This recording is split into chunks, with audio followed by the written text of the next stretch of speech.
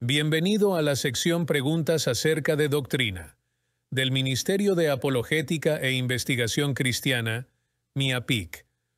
Nuestro tema es acerca del alma y si ésta deja de existir después de la muerte. Preguntas. Acerca de doctrina. ¿El alma deja de existir después de la muerte? El aspecto del después de la muerte siempre ha preocupado a la humanidad, particularmente a los cultos no cristianos quienes niegan la existencia del alma en el ser humano como eterna. Sin embargo, demostraremos bíblicamente que, aunque estos seguidores cultistas no cristianos niegan esta eternidad, bíblicamente existen pasajes y acontecimientos dentro de las Escrituras que confirman que el alma no deja de existir después de la muerte. Si el alma dejara de existir, entonces no podría haber juicio, ¿correcto? Pero la Biblia claramente enseña en Hebreos 9:27 que todos nosotros moriremos una sola vez, y después vendrá el juicio. Obviamente que después de la muerte vendrá el juicio sobre esa persona.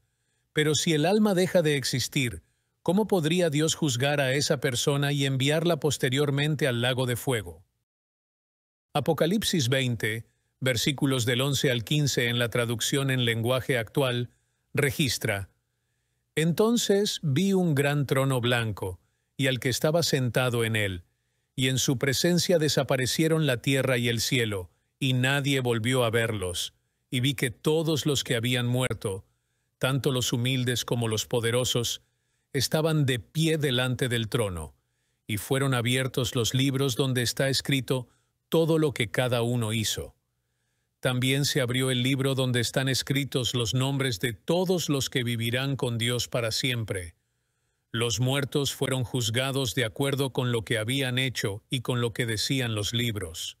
Los que murieron en el mar se presentaron delante de Dios para que Él los juzgara, y lo mismo hicieron los que estaban en el reino de la muerte.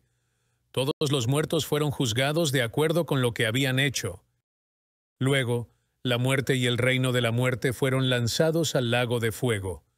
Los que caen en este lago quedan separados de Dios para siempre, y allí fueron arrojados todos los que no tenían sus nombres escritos en el libro de la vida eterna. Haré hincapié en algunas frases del pasaje.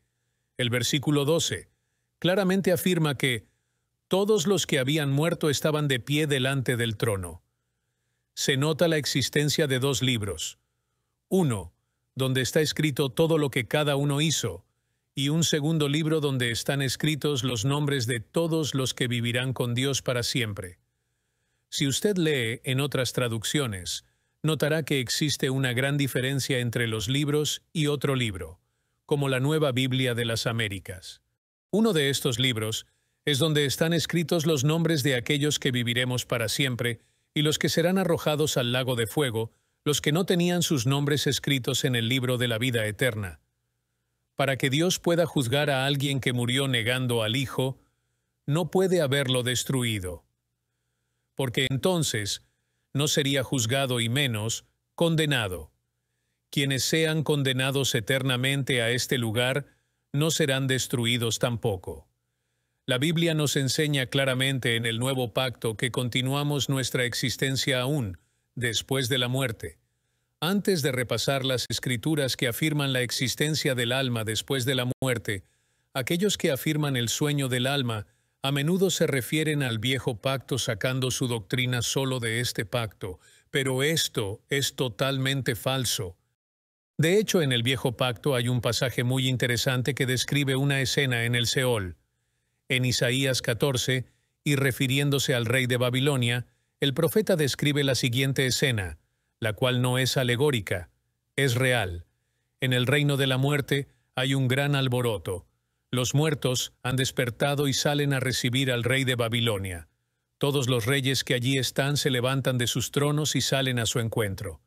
Todos ellos le dicen: «También tú has perdido tu fuerza. Ahora eres como uno de nosotros. La muerte puso fin a tu orgullo y a la música de tus arpas. Ahora duermes envuelto en gusanos». Creo que la descripción en este capítulo, versículos del 9 al 11, es bastante clara. Si las almas son destruidas, ¿cómo puede haber gran alboroto en el reino de la muerte? El reino de la muerte es, obviamente, el Seol. Como escuchamos en el pasaje anterior, estas almas están conscientes y reconocen lo que sucede a su alrededor. Pero siguiendo con el tema, el siguiente libro de la Biblia con varios pasajes es el usado por los que sostienen el sueño del alma y el aniquilacionismo. Eclesiastés 9, 5. Los que están vivos al menos saben que un día van a morir, pero los muertos no saben nada. Ya no reciben más recompensas, y nadie los recuerda. Y el capítulo 12, en el versículo 7, registra: pues ese día el polvo volverá a la tierra, y el espíritu regresará a Dios, que fue quien lo dio. Nueva traducción viviente. Pero, con frecuencia, las personas que sostienen esta postura y se remiten a Eclesiastés olvidan el contexto.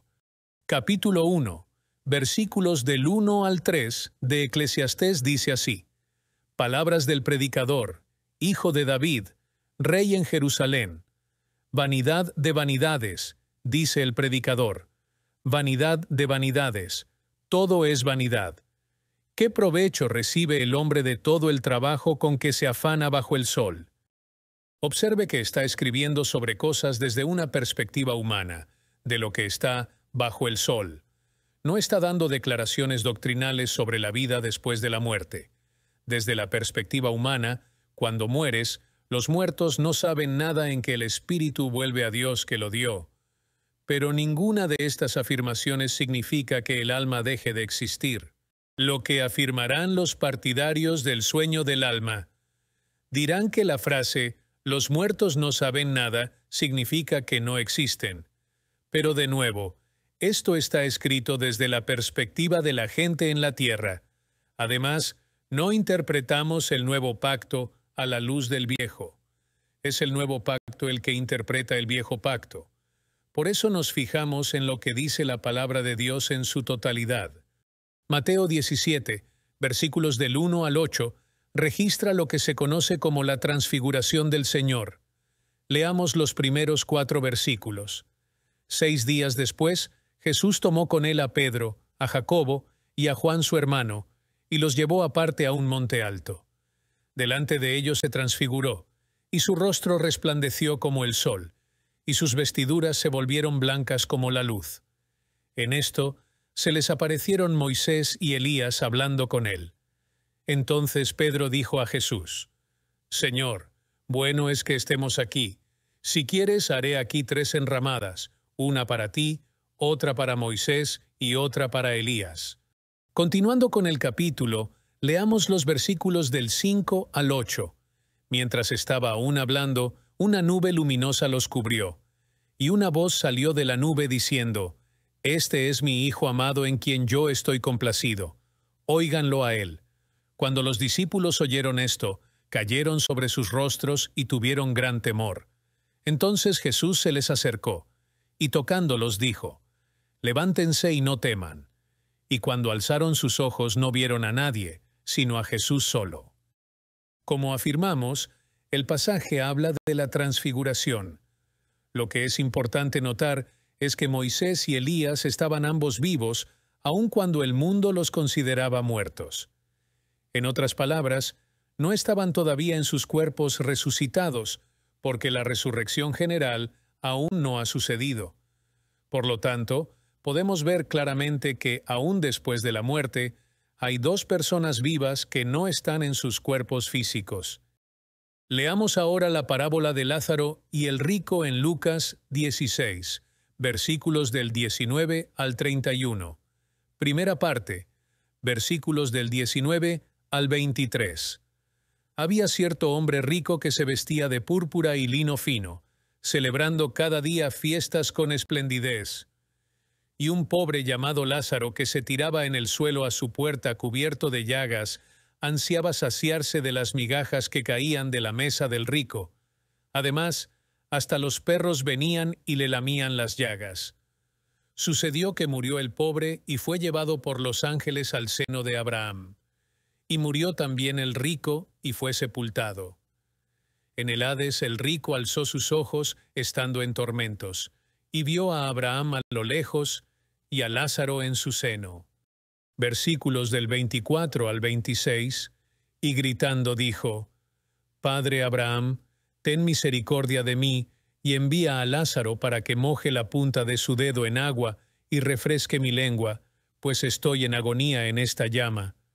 Pero Abraham le dijo, Hijo, recuerda que durante tu vida recibiste tus bienes, y Lázaro, igualmente, males. Pero ahora él es consolado aquí, y tú estás en agonía. Además de todo esto, hay un gran abismo puesto entre nosotros y ustedes, de modo que los que quieran pasar de aquí a ustedes no pueden, y tampoco nadie puede cruzar de allá a nosotros. La última parte de esta parábola, en los versículos del 27 al 31, dice así, Entonces él dijo, Te ruego pues, Padre, que lo envíes a la casa de mi padre, pues tengo 5 hermanos, de modo que él los prevenga, para que ellos no vengan también a este lugar de tormento. Pero Abraham dijo, Ellos tienen a Moisés y a los profetas, que los oigan a ellos. Y el rico contestó, No, padre Abraham, sino que si alguien va a ellos de entre los muertos, se arrepentirán. Pero Abraham le contestó, Si no escuchan a Moisés y a los profetas, tampoco se persuadirán si alguien se levanta de entre los muertos. Las enseñanzas de Jesús en este pasaje, podemos ver que Lázaro y el hombre rico, después de que cada uno ha muerto, eran conscientes y autoconscientes. Es evidente que Jesús está enseñando que el alma sobrevive después de la muerte. Sin embargo, hay quien dirá que se trata de una parábola. Por supuesto, el problema con esta teoría es que las parábolas no tienen nombres propios. En este caso, hay un individuo específico nombrado Lázaro. Además, si fuera una parábola, entonces, ¿qué está diciendo Jesús con la ilustración de la conciencia después de la muerte y antes de la resurrección? La respuesta más lógica es que Jesús nos estaba enseñando que hay vida después de la muerte. Siguiendo con la enseñanza de la vida después de la muerte, Pablo enseña lo siguiente en 2 a los Corintios capítulo 5 versículo 8. Pero cobramos ánimo y preferimos más bien estar ausentes del cuerpo y habitar con el Señor. Pablo nos está diciendo que preferiría estar ausente del cuerpo, o fuera del mismo, y habitar en casa con el Señor. Si el sueño del alma es una doctrina verdadera, entonces ¿cómo es posible estar ausente del cuerpo y habitar al mismo tiempo en casa con el Señor? No tendría ningún sentido. Continuando con sus enseñanzas, Pablo escribe en 2 a los Corintios capítulo 12, versículos del 1 al 4. Mi jactancia no servirá de nada. Sin embargo, debo seguir adelante. A mi pesar contaré acerca de visiones y revelaciones que provienen del Señor. Hace 14 años fui llevado hasta el tercer cielo. Si fue en mi cuerpo o fuera de mi cuerpo, no lo sé. Solo Dios lo sabe. Es cierto, solo Dios sabe si estaba yo en mi cuerpo o fuera del cuerpo, pero sí sé que fui llevado al paraíso y oí cosas tan increíbles que no pueden expresarse con palabras, cosas que a ningún humano se le permite contar. Entendiendo correctamente esta sección de las Escrituras, para hacerlo necesitamos saber qué significa el término tercer cielo. En la teología judía se menciona la existencia de 3 cielos. El primero trata de la región atmosférica, el segundo se refiere a la región del espacio exterior, y el último, o tercer cielo, es la morada de Dios. Repase los pasajes anotados en esta diapositiva para una mejor comprensión o entendimiento. Por lo tanto, cuando Pablo dice que conoció a alguien que fue arrebatado al tercer cielo, estaba hablando de entrar en esa morada de Dios. Él dice que no sabe si ocurrió en el cuerpo o fuera de éste.